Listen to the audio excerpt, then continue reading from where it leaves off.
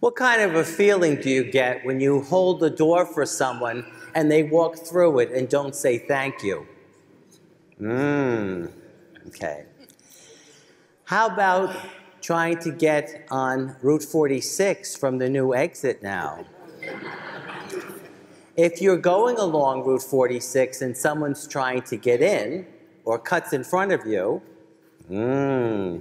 if you're the one trying to get out and no one will let you, you get that?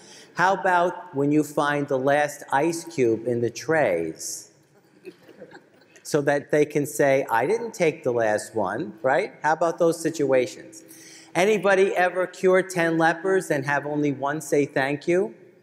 I guess not. I'm not too sure about that one.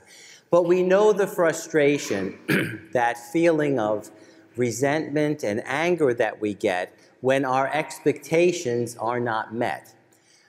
We call this entitlement. That means that we have an idea about what's supposed to happen, and it doesn't happen. And it frustrates us and angers us. And of course, that's the fourth movement in our theme this week, to turn our face with grace to love. How do we move from entitlement to empathy? Now, entitlement is something we all share. We all have that in us. And we know that the move to empathy is different. Empathy is putting ourselves in someone else's shoes, into their position, into their mind, into their feelings, trying to project ourselves. If I were them, how would this be? So let's look at, before we get there, we have to take a good look at entitlement. What does that really mean? Well, there's some forms of entitlement that are healthy, all right? They're good for us. They're psychologically healthy things. They're expectations, remember entitlement is an expectation, of people, of situations, of life that are good. First of all, a healthy sense of entitlement is that we expect to get some type of a response from the people we're in a relationship with, that we expect to give and take. This is a healthy entitlement. We say, hey, you know, you're my friend, you're my brother, you're my husband, you're my wife, you're my sister, you're my coworker. These are my expectations, okay? So that's healthy to have that. The other one is that we also have an expectation of agency. That's a very fancy word that means we have the right expectation. Agency is to be able to get something done, to be able to accomplish things. And when something's blocking that and we feel entitled to it, we're right. We should be able to have agency. And the third one is a little more delicate, and that is we have an expectation that our feelings are just as important as someone else's, okay? If we think that someone else's feelings are more important than ours, it could lead to codependency, to an unhealthy relationship where we put ourselves down and we don't get what God wants us to be. Remember, God says, love your neighbor as yourself, which means there's certain things that we have been given that are rights, which is to feel equal to other people, okay? So there's healthy entitlements, and that's a good thing, and that's good to know. Sometimes when we embrace spirituality and our faith, we think we have to be less than to be doing the right thing, and that's not so. We need to be equal, but we also need to treat other people equally. Now, an unhealthy entitlement gets us in a lot of trouble. We all have it. It's all part of our life. Unhealthy entitlement is that we expect life to only offer us good things, and we're shocked and angry when it does not. So when something good happens to us, what do we say? Great. We never say, why did this good thing happen to me? Because we expect it, right?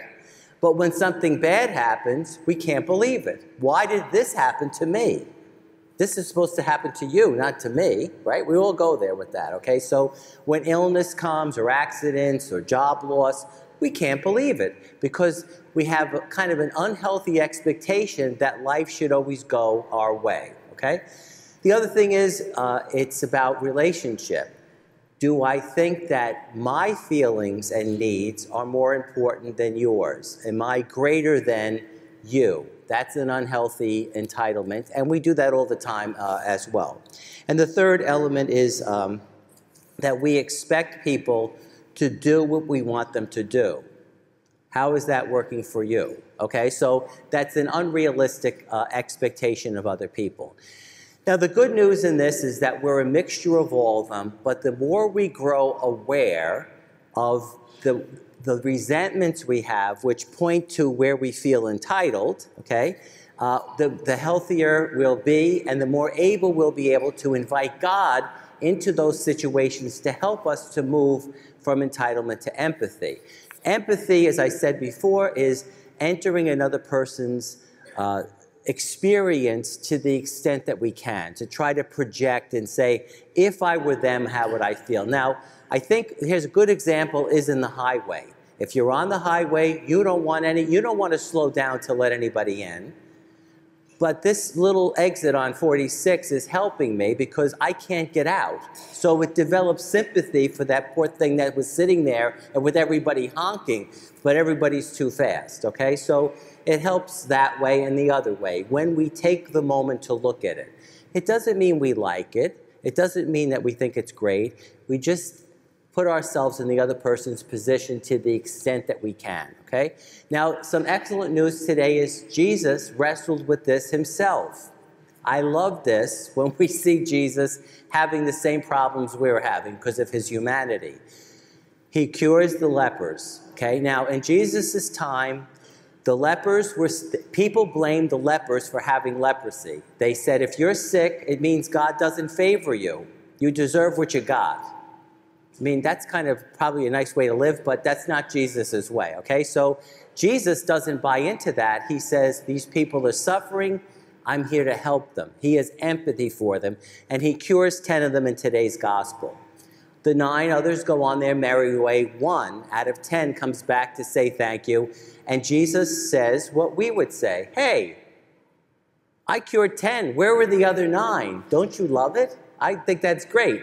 Where were the other 9? Well, it's not that he had the thought or that kind of a hurt feeling. What's important, that's not where the problem is. We're going to have the thoughts, we're going to have the what, and they all should have come back, so he was actually right? Entitlement's not that we're wrong, it's just what do we do with it? And what Jesus did with it is he did the next right or loving thing.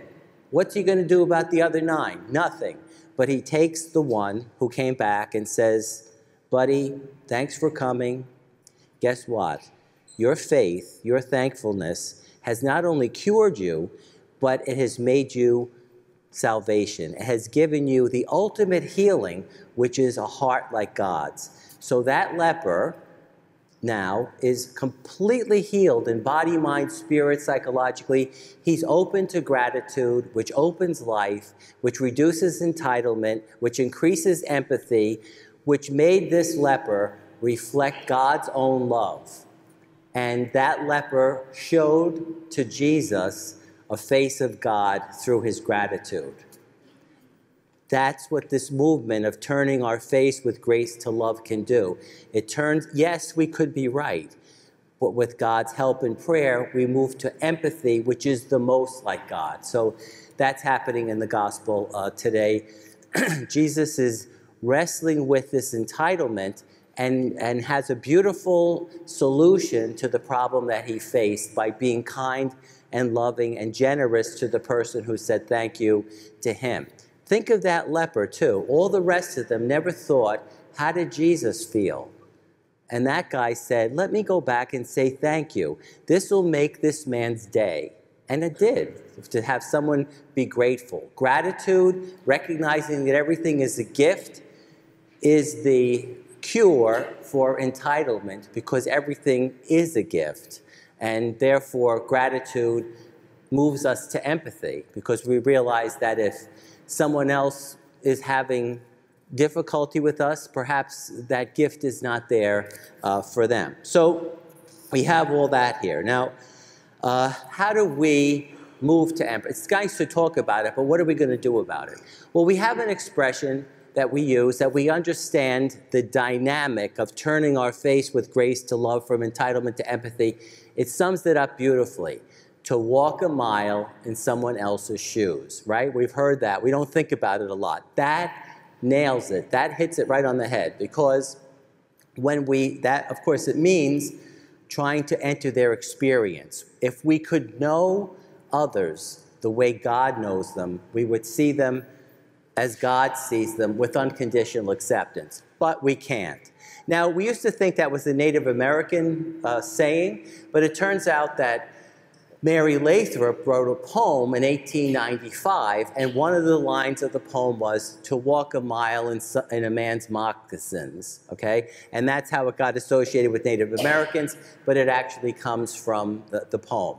I tell you this as a piece of useless information so that you know I know it, okay? So that's what happened. But nevertheless, we now translate it, say it in our colloquialism, to walk in a mile in someone else's shoes. So today, as a prayer practice, we like, with no sense talking about all of this unless we do something about it. As you leave church today, you'll be given, I couldn't get a moccasin for all of you, and I certainly wasn't going to buy shoes, okay? But I were able to acquire tiny flip-flops.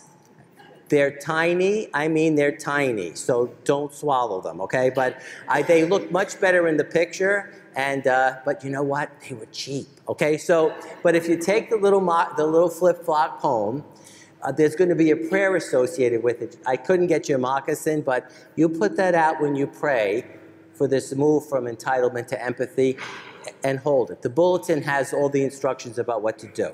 Again, why am I telling you? We're going to do it now. So you don't have a flip-flop, you don't have a shoe, you don't have a moccasin, you have you and God. That's all you need, okay? Part of the middle of the prayer is the blessing prayer, which we do when we have resentments or anger or difficulties with other people. And a lot of our sense of entitlement comes from the resentment or frustration we have with others. So remember what our prayer was?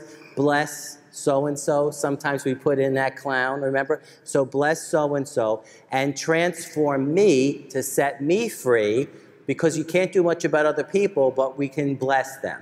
Blessing someone does not mean we approve of them, we think everything's okay. It's being obedient to what the Gospels tell us. Jesus said, pray for those who persecute you, bless those who curse you.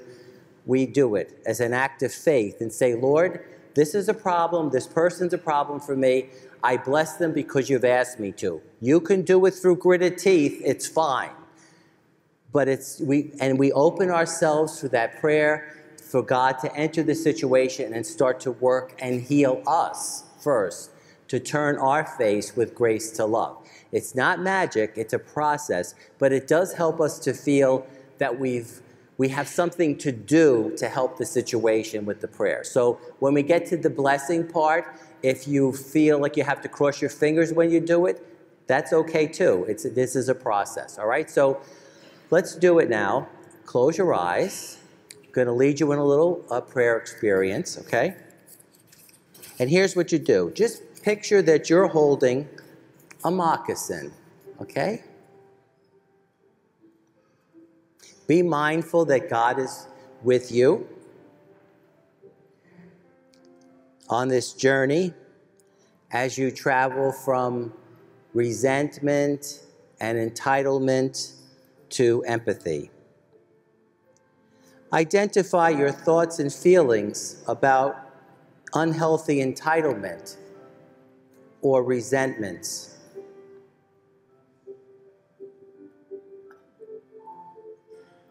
Picture the person or the situation and hold on to that moccasin as a symbol that God is with you.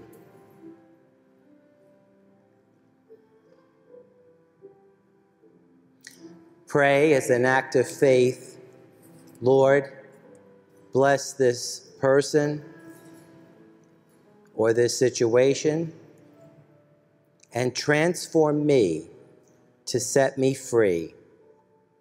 Please reveal to me the next step I can take to turn my face with grace to love.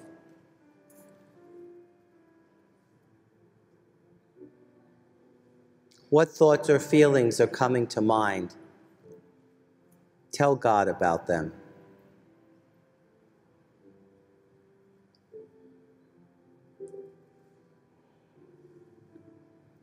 What one empathetic step might you take to walk in another person's shoes?